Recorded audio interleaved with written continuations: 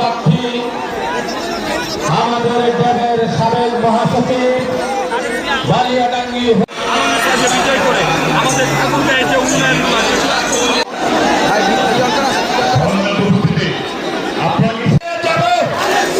বলতে থাকো ইতিমধ্যে বলতে থাকেন বিএনপি আগামী 12 তারিখে নির্বাচনের ইনশাআল্লাহ। এবং এই যে আমার সাথে যে মানুষগুলো দাঁড়িয়ে আছেন আপনাদের এলাকার সন্তান, এই মানুষগুলোর হাতে আমরা দলের পক্ষ থেকে ধানের শীষকে তুলে দিয়েছি। এই প্রত্যেকটি মানুষকে আপনারা 12 তারিখ পর্যন্ত দেখে রাখবেন।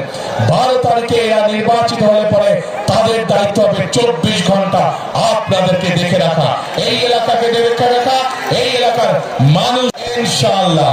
প্রিয় ভাই বোনেরা,